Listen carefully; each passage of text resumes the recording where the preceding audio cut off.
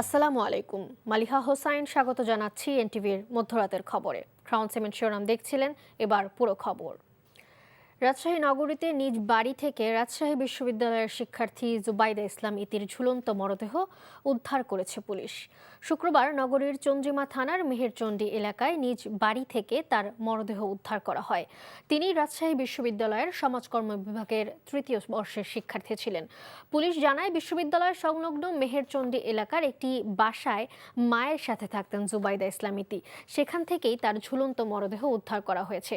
প্রাথমিকভাবে আত্মহত্যা বলে ধারণা করা হচ্ছে, তবে মৃত্যুর প্রকৃত কারণ জানতে তদন্ত করছে পুলিশ। গ্লোবাল লেবার মার্কেট সম্মেলনের সাইডলাইন মিটিংয়ে প্রবাসী কল্যাণ ও বৈদেশিক কর্মসংস্থান উপদেষ্টা ডক্টর আসিফ নজরুল, ওমানের শ্রমমন্ত্রী ডক্টর মাহাত বিন সাইদ বিন আলী বাওয়াইন সেলিম আল বুসাইদির সঙ্গে সাক্ষাৎ করেছেন। এনটিভি সৌদি আরব প্রতিনিধি ফারুক আহমেদ চান জানান, উপদেষ্টা বাংলাদেশি দক্ষ কর্মীরা যাতে করে ওমানের শ্রমবাজারে প্রবেশ করতে পারে সেজন্য ওমানের মন্ত্রীর সহযোগিতা চান।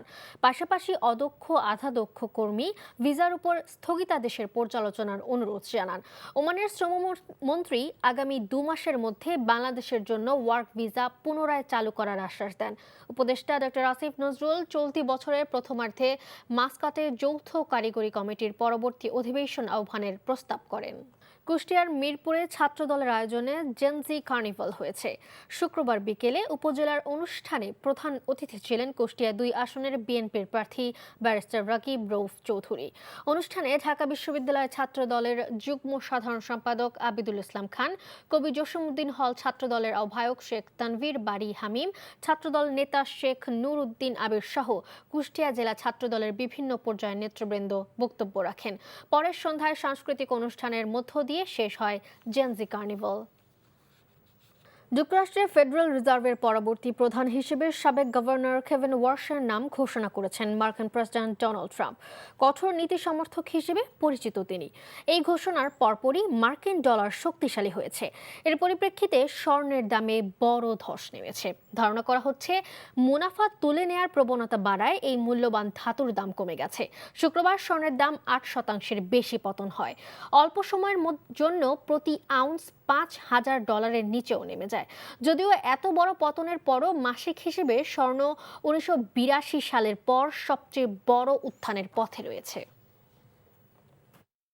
সৌদি আরবের জেদ্দায় বৃহত্তর নোয়াখালী প্রবাসী সমিতির কার্যকরী পরিষদের আলোচনা সভা অনুষ্ঠিত হয়েছে।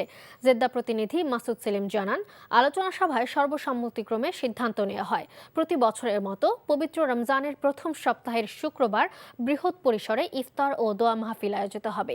এ সময় উপস্থিত ছিলেন সমিতির সভাপতি ওমর ফারুক চৌধুরী, সাধারণ সম্পাদক শেখ জাকির হোসেন, যুগ্ম সাধারণ সম্পাদক মোহাম্মদ শাখাওয়াত সহ অন্যরা। ধর্ম বিষয়ক সম্পাদক আব্দুল্লাহ মিয়াজির কোরআন তেলাওয়াতের মধ্য দিয়ে আলোচনা সভা অনুষ্ঠিত হয়। বাহারউদ্দিন বকুলকে আহ্বায়ক ও মুজাম্মেল হোসেনকে সদস্য সচিব করে 18 সদস্যের অনুষ্ঠান বাস্তবায়ন কমিটি ঘোষণা করা হয়। এই ছিল মধ্যরাতের খবরে। এই খবরের ভিডিও সহ আপডেট জানতে ভিজিট করুন এনটিভি অনলাইন www.ntvbd.com। এছাড়াও এনটিভির জনপ্রিয় সব অনুষ্ঠান ও খবরের আপডেট জানতে ভিজিট করুন আমাদের ইউটিউব ও ভেরিফাইড ফেসবুক পেজ। ধন্যবাদ সবাইকে।